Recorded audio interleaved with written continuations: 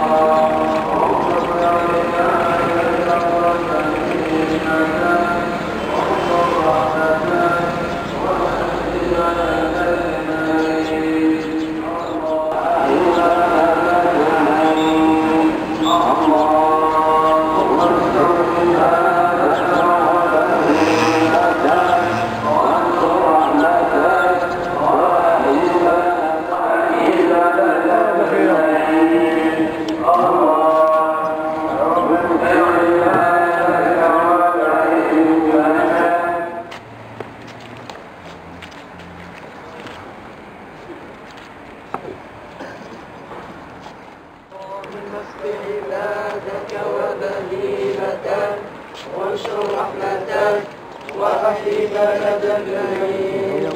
اللهم اسق عبادك وبهيمتك وانشر رحمتك وأحيي بلدك المعين.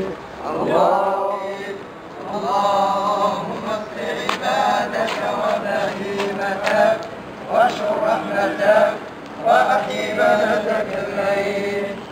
اللهم اسق عبادك وبهيمتك وانشر رحمتك وأحيي بلدك المعين. اللهم اسق عبادك وبهيمتك وانشر رحمتك وأحيي بلدك المعين. اللهم اسق عبادك وبهيمتك وانشر رحمتك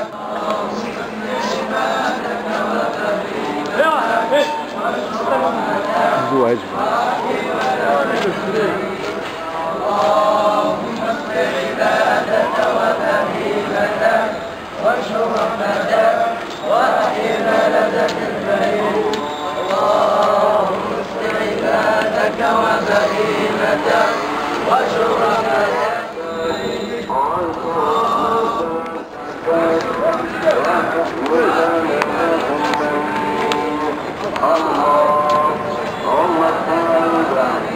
اللهم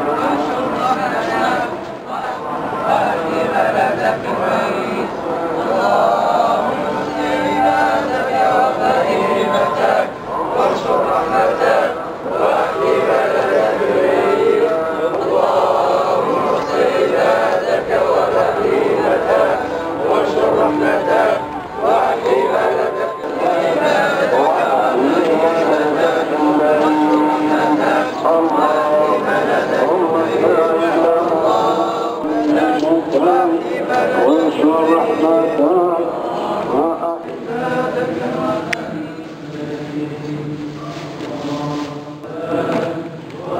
عبادتك البيت اللهم اسق عبادك ومهينتك وانشر رحمتك وعبادتك البيت اللهم اسق عبادك ومهينتك وانشر رحمتك وأحيي بلدك الميت اللهم اسق عبادك وبهيمتك اللهم اسق عبادك وبهيمتك وانشر رحمتك وأحيي بلدك الميت اللهم اسق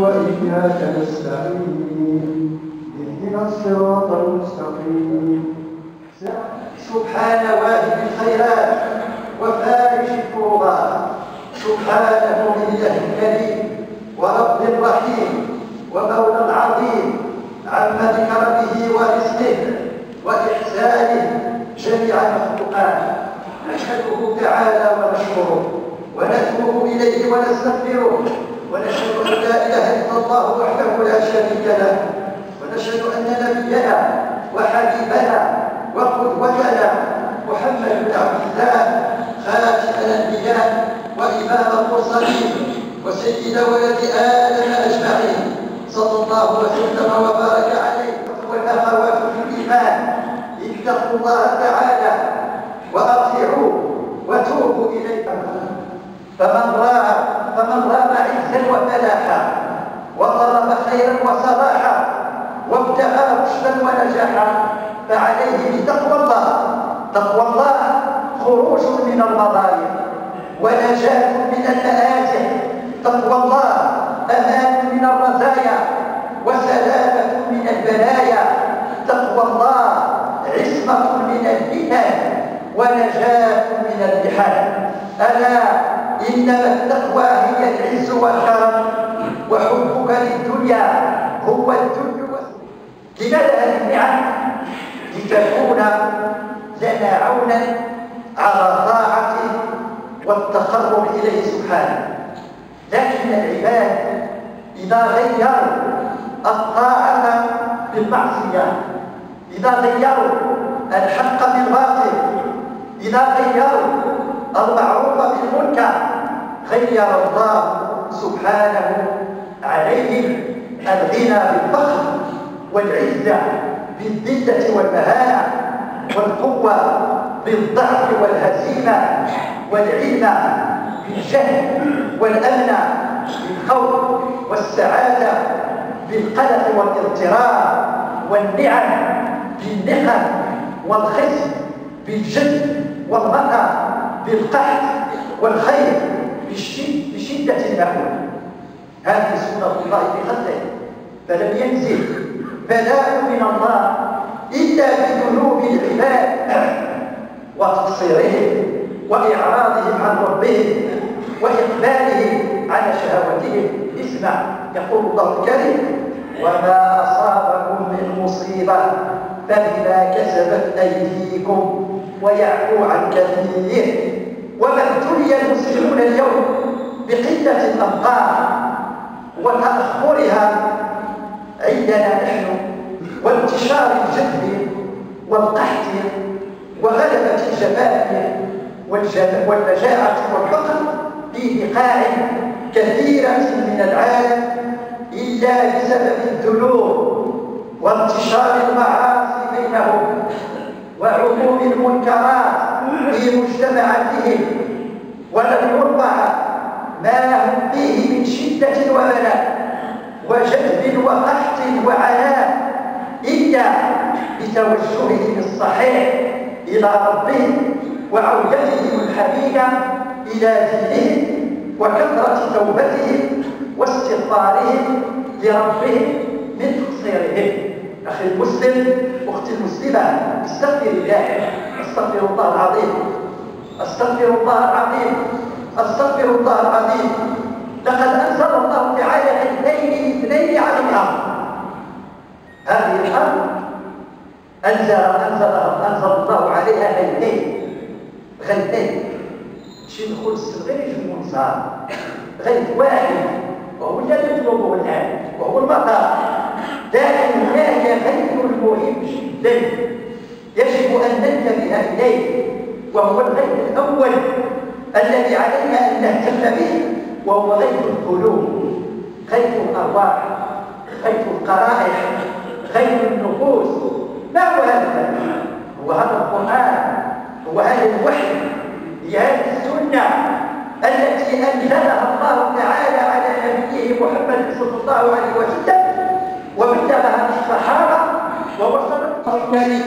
ولو أن أهل القرى آمنوا واتقوا، هذا هو الغيث الله، آمنوا واتقوا لفتحنا عليهم بركات من السماء والأرض. الالتفات إلى القرآن لابد أن نصلح من أحوالنا ليوقظنا الله تعالى، فعلينا أن نتفقد قلوبنا هل رويت من هذا الغيث الأول، هل رويت من القرآن، هل رويت من السنة، أن لا تزال عطشانة للترويبة. علينا أن ننظر في صحائفنا هل هي ربيع بهذا الوحي أو هي مسلمة أو هي محملة الميت. آمين والحمد لله رب العالمين.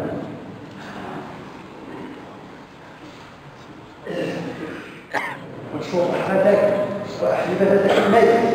اللهم اسق عبادك وبهيمتك، واشكر رحمتك وأحيي بلدك الميت. أخي المسلم، أختي المسلمة، إننا نشكو إلى ربنا تأخر الإنقاذ، وهذا يجب أن يدفعنا إلى أن نبحث عن الأسباب التي جعلت الأمطار تتأخر.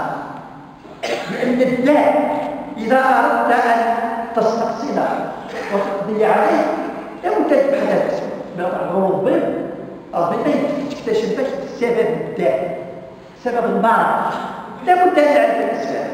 ففينا أدواء، فينا أمراض. من الأسباب أولا الغفلة عن طاعة الله. هادشي الغفلين واحد ما نشرش نمسك، نحن لا كلنا مسلمين، أشهد أن لا إله إلا الله رسول الله مرة قالت حتى ولا غتروح في الاستشارة يتكمل هذا الشيء تنسى في القرآن، تنسى زيدك الذكر وخير الشعر. نحن كلنا مسلمون ولكن نغفل الغفلة من الشيطان. وهناك قسوة القلوب، قلوبنا قاسية على بعضنا بعض، نتحاسد، نتبارك، نتقاتل، نتشاتم. على ماذا؟ على ماذا؟ قلوبنا تقسو على الحيوانات،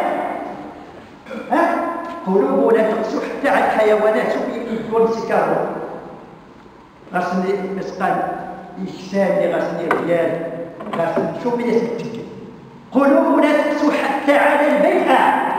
شوف الأوساخ، شوف النفايات، تقسو على الشجر، تقسو على النبات. قلوبنا قاسية أيها الناس. هذا من جملة الأسباب التي جعلت الأمطار تتأخر. نقصر طاعة الله، نقصر الصلاة لا نصلي في الوقت، نقصر بالزكاة لا نزكي. هذا الموسم ديال الزكاة نحاسبوا أنفسنا، نحسبوا الأموال ديالنا. شكون اللي بقى مازال ما زكاش؟ شيء خرج الزكاة باش يقول الله تعالى ينزل علينا الأمطار. هناك ينال كثير من الغفلة، ولذلك يقول الرسول صلى الله عليه وسلم لم ينقص قوم المكيال والميزان. الغش في كل شيء، الغش في الميزان ولا الغش في الخدمة، الغش في الوظيفة، الغش في جدة، الغش في كل شيء. لم ينقص قوم المكيال والميزان إلا أخذوا بالسنين. نعوذ بالله من السنين، يعني القحط والجد وشدة المؤنة وجور السلطان عليهم، ولم يمنعوا زكاة أموالهم إلا منعوا القطر من السماء، ولولا البهائم لم يمطر. سد الخير للحيوان. الحيوانات بالنبات الشجر قد تنال بالتوين الرزق، تنال بالتوين المطر. ثانيا من الأسباب إعراض كثير من الناس على الاستغفار والتوبة، وهذا من أهم الأسباب التي تجعل الأمطار تتأخر، وهو أننا لا نستغفر الله ولا نتوب إلى الله. نحن نخطئ، البشر كلهم يخطئون، كلكم خطاؤون، ولكن علينا بالاستغفار، علينا بالتوبة. اسمع يقول الله الكريم: فقلت استغفروا ربكم. نوح: فقلت استغفروا ربكم إنه كان غفارا يرسل السماء عليكم مدرارا ويمددكم بأموال وبنين ويجعل لكم جنات ويجعل لكم أنهارا. ما يزدتش في رمضان، ما يزدتش.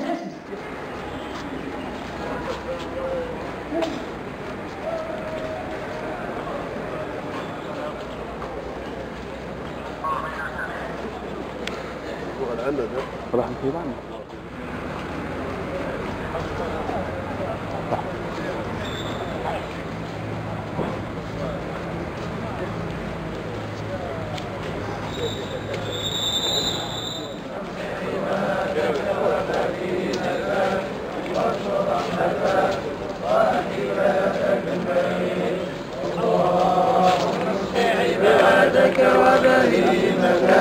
وانصر رحمتك وحيمتك اللهم اسق عبادك، اللهم اسق عبادك وبهيمتك وانصر رحمتك وحيمتك المريض. اللهم اسق عبادك وبهيمتك وانصر رحمتك وأحيي بلدك الميت. اللهم اسق عبادك وبهيمتك وانصر رحمتك وأحيي بلدك الميت. اللهم اسق عبادك وبهيمتك وانصر رحمتك وأحيي بلدك الميت.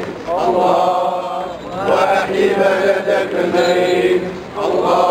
اللهم اسق عبادك وبهيمتك وانصر رحمتك وأحيي بلدك الميت. اللهم اسق عبادك وبهيمتك وانصر رحمتك وأحيي بلدك الميت. اللهم اسق عبادك وبهيمتك وانصر رحمتك وأحيي بلدك الميت.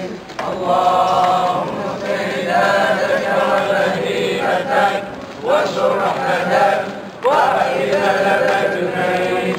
اللهم اسق عبادك وبهيمتك وانصر رحمتك وأحيي بلدك الميت.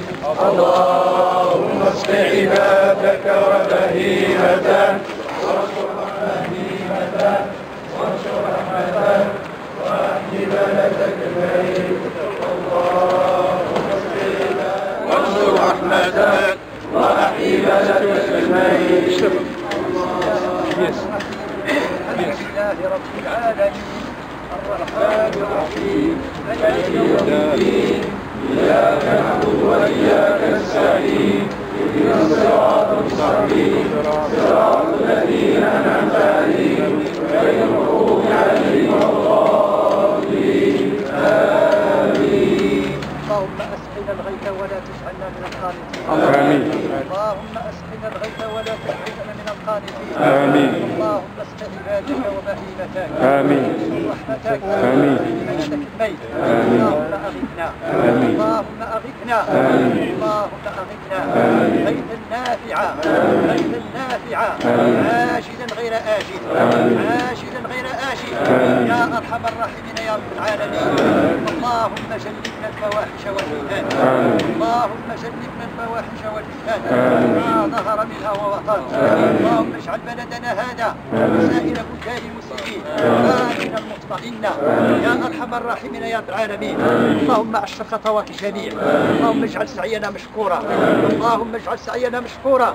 اللهم انصر امير المؤمنين جلالة الملك محمد السادس. اللهم احفظه في حده وترحاله. اللهم بارك في خطواته. اللهم بارك في ولي عهده الامير الجليل الحسن وانبته نباتا حسنا وسائر افراد وسطه الكريمه. اللهم يا رحمن يا رحيم. اللهم يا رحمن يا رحيم ارحمنا. اللهم يا رحمن يا رحيم ارحمنا. اللهم ارحمنا برحمتك. اللهم ارحمنا برحمتك. اللهم ارحمنا برحمتك. اللهم ارحم شهداء الاسلام. اللهم ارحم شهداء الاسلام. اللهم اغفر لنا ولآبائنا ولأمهاتنا ولأشياخنا ولقرابتنا ولأصدقائنا ولأصهارنا ولجميع المسلمين والمسلمات يا أرحم الراحمين يا رب العالمين. اللهم بارك في خطواتنا. اللهم بارك في خطواتنا. اللهم صل على محمد وعلى آل محمد كما صليت على إبراهيم وعلى آل إبراهيم وبارك على محمد وعلى آل محمد كما باركت على إبراهيم وعلى آل إبراهيم العالمين إنك حميد مجيد. سبحان ربك رب العزة عما يصفون وسلام على المرسلين